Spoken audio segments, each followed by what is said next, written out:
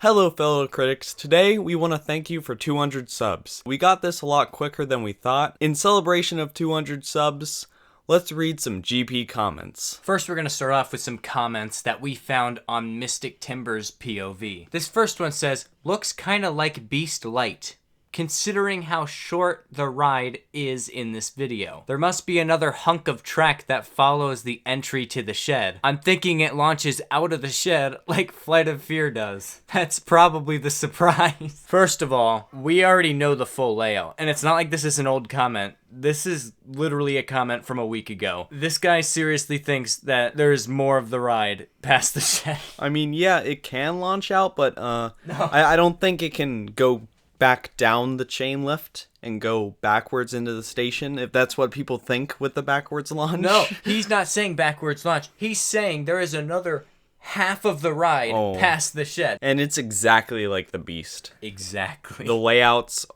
exact same. You can't even tell them apart. I hate to say this, but this is a pretty weak GCI layout.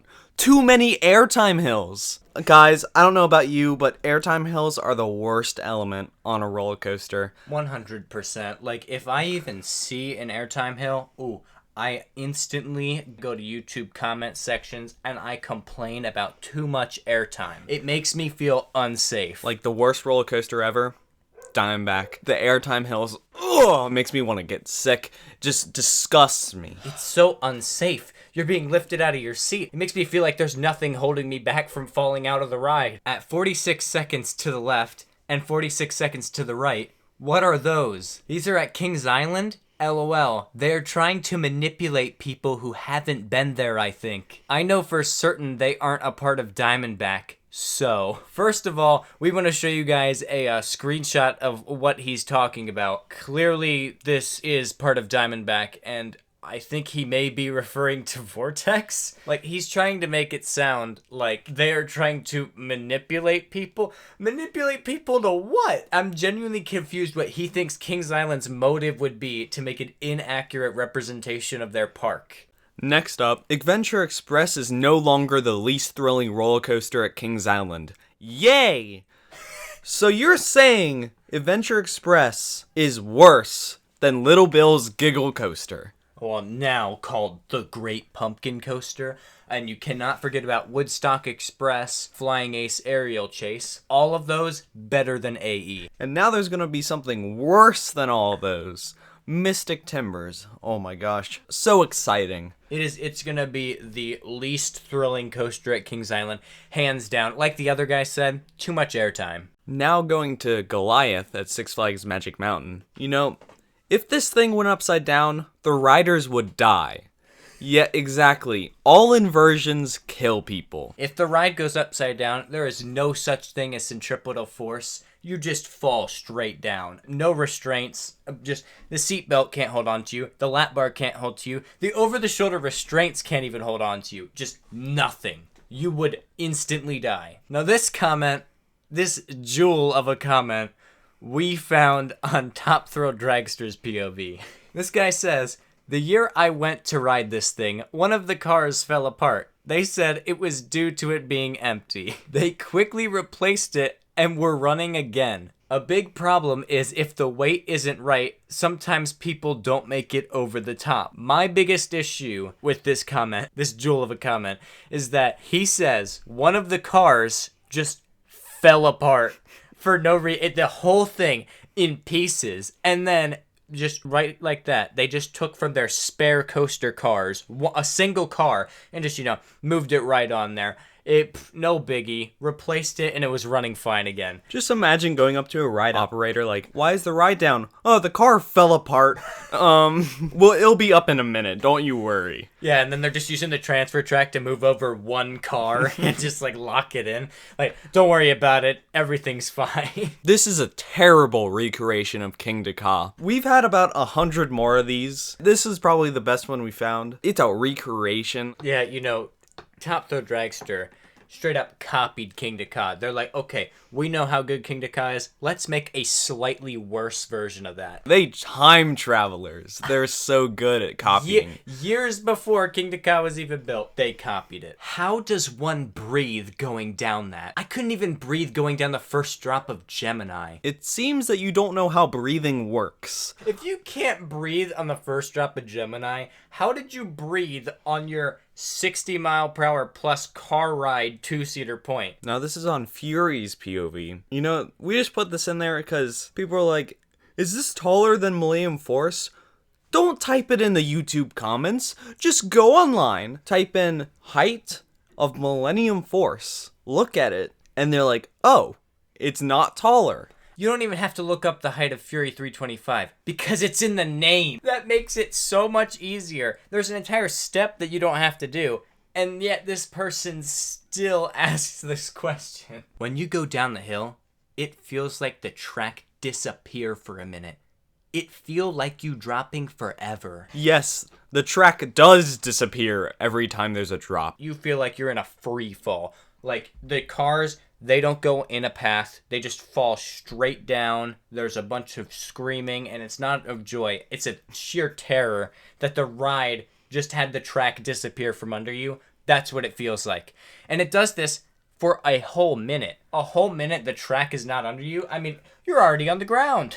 You know those thumbnails in the top 10? Scariest roller coaster? Yes, it's like that, but you know what? It's real. Because the track's just gone, and there's a red circle. You're in the red circle, and you're falling. And you have a giant arrow pointed right at you. Yes.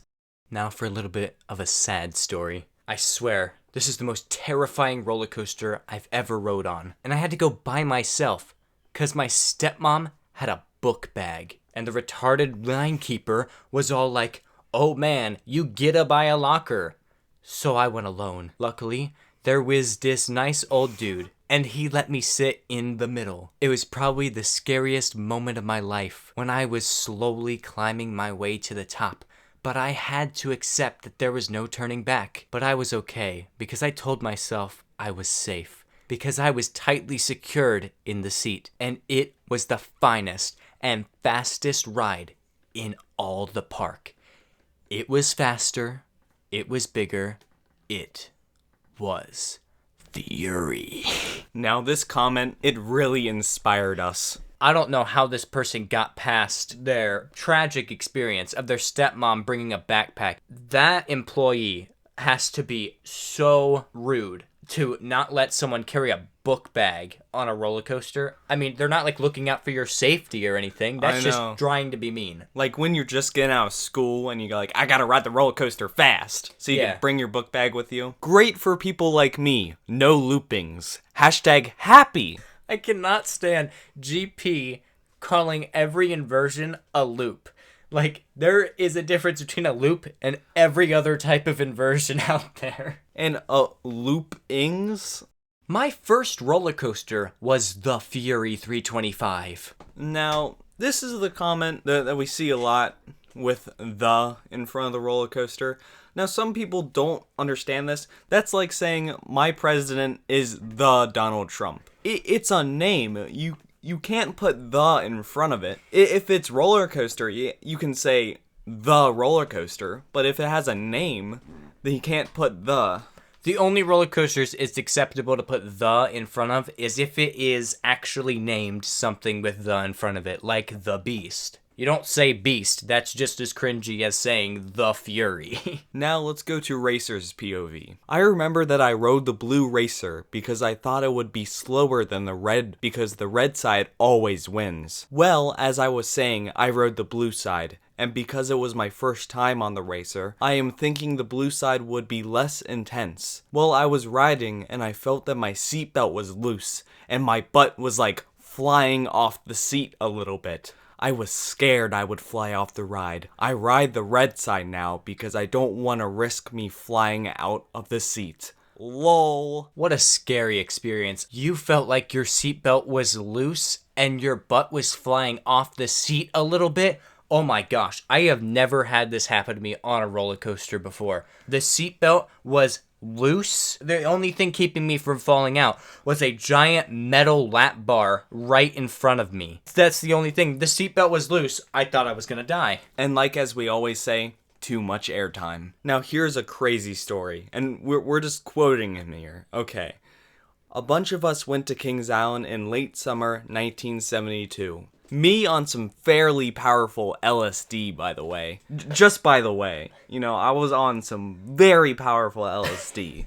Which I don't recommend, but it did enhance the fun experiences. Like this one, to be sure. And now after this, it doesn't really say anything crazy. It just talks about, your average facts. You're feel free to read that. But we just want to point out that he just kind of mentions LSD at the beginning, and the rest of it he just mentions facts.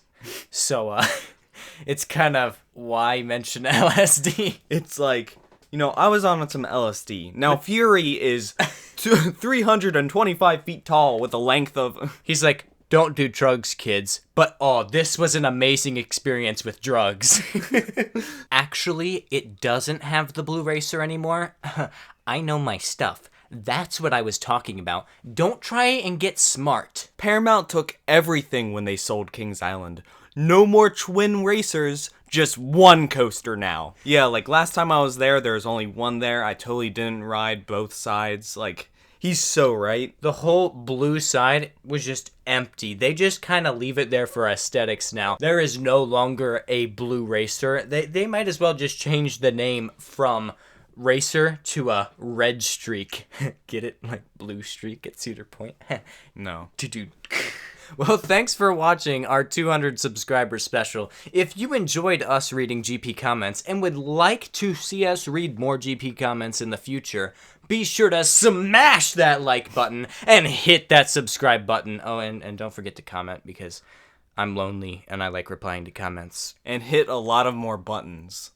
Lots more buttons. Not the unsubscribe button, though. Yeah, and make sure to go ahead and ding that notification bell so you can get notified whenever we make a new video, and you can be part of that notification squad.